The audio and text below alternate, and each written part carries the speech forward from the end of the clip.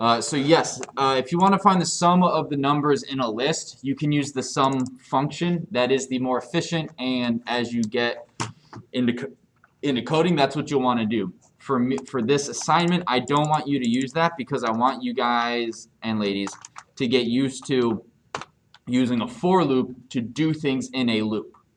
So here's our list, 1, 2, 3, 4, 5, 6, 7, 10. And my total, we're using a running total, and what do running totals almost always start with? 0. So now I'm going to go for num in list 1 because I'm dealing with numbers and I have my list. I do not need range. If I did range, I'd have to have length.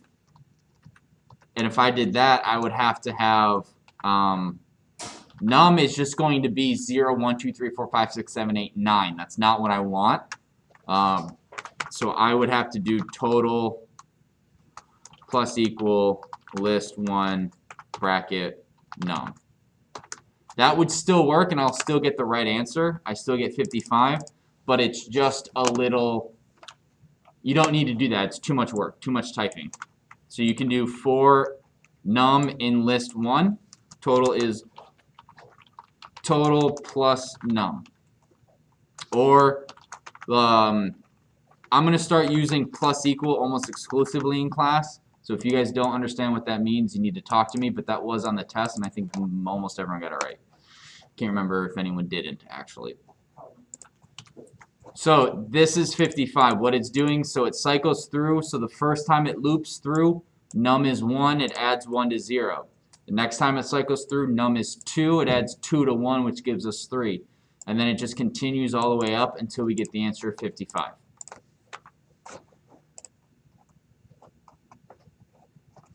So for problem 3, we have a list and we want to find the biggest and the smallest number.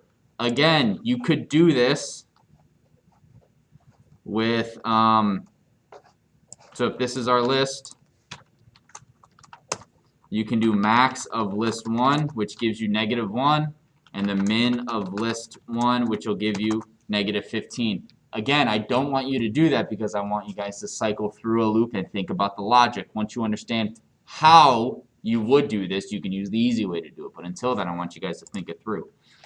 So if I have, I'm going to make that a regular 15 right in the middle. So I start with a small and big, and I just pick the first item in a list. It doesn't matter which one I pick because my code will work no matter what. So my both small and big are -1. Then what we do is we cycle through the list, and if the current element we're looking at is bigger than whatever big is, big becomes that element. So if we cycle through, and the first time we hit -1, actually, if both of these are -1 and we're evaluating -1 to -1, -1 is both the big and small number, right?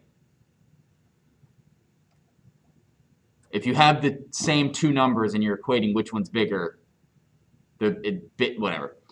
So we cycle on to -2. Our smallest number, so big.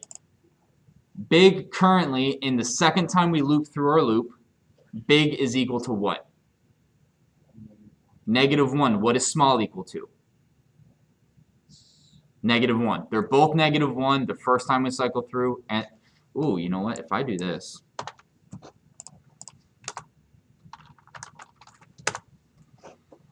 so this is what I should have done, I'm sorry. So we're currently looking at element -1. Does that make sense? We're in this list. Our big number is -1 and our small number is -1. We cycle through and we look at -2. Is -2 bigger than -1? No, so big, so -1 stays our biggest number. Is -2 smaller than -1? So then our small becomes -2. Now we're looking at -3. Is -3 bigger than -1? So then our big number is -1 still. Is -3 smaller than -2? So we just keep cycling through until we hit 15. Is 15 bigger than -1? So now our biggest number is 15 and our smallest number is -5, and then we just continue evaluating it until we get to here. So that's the logic behind this problem. And that's all I got to with the other class. So list 1 is again so if length of list 1 equals 0, print that list is empty.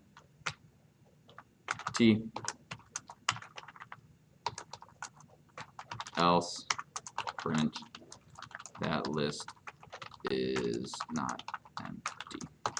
That's all you needed to do for -2. Yes, Luke. I just did if list 1 is not equal to and then just 2 brackets. Say that again. I used 2 brackets instead of 0. Oh yeah, you could do that too. You could also do if list 1 equal empty brackets. That would work too.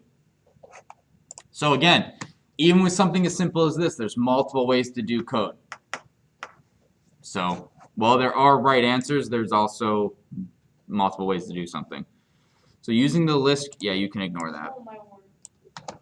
This one might have been hard because my wording was terrible. So using this list,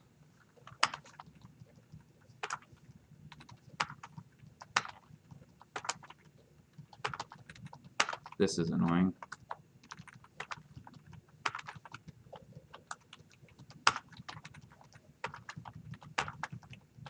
And there's a typo. Okay, so for this one, you just get user input. Please enter the value or whatever you want to tell the user to type in. I just want to make sure everyone can see it. Then you do if user in list 1, print. You can print user it.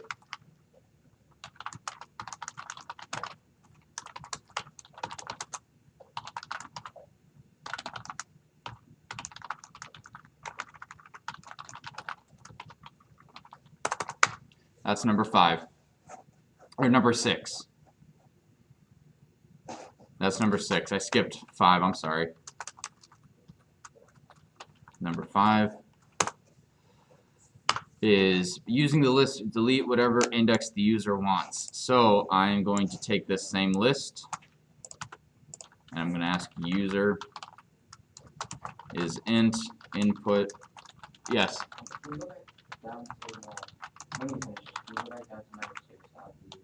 Yeah.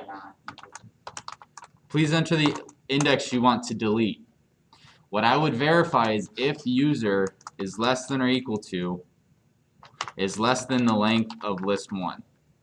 Because if they type in index 1000 and I only have 10 objects in my list, what's going to happen? I'm going to have an error. Yep. So I want to make sure what they type in is okay. Then I would do, if it is delete user, delete list 1 user, list 1 bracket user, and then else print that number is too big, program over, or whatever. Doesn't really matter. So now if they type in a number, if that user is less than -1, or less than however long the length of the list is, it will delete that index. If it's too big, it tells them, hey, that's wrong, you gotta start, you know, program over. You get one shot, do not miss your chance to blow. This opportunity comes once per class. This one, and then, yep. Oh, these next few are really simple.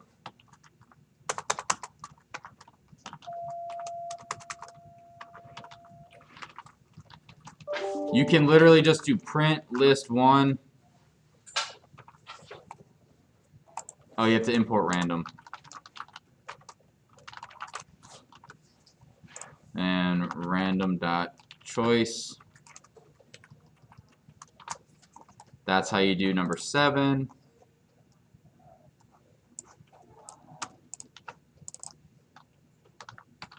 I don't know if you can print random.shuffle.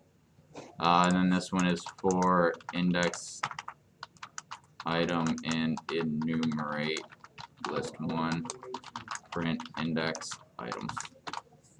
So those are the last 3. Let me make sure I'm right in saying that that's how you do it. Would help if I didn't undefine the list, and now my computer's frozen.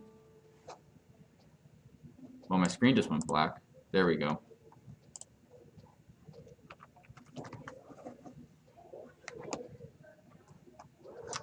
Okay, so you can't print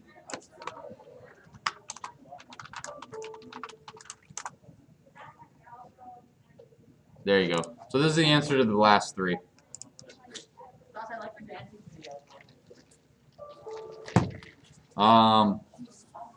I'll put these up at some point. You guys should have your homework done because I gave you time in class and I just went through a bunch of them and the answers are currently on the screen.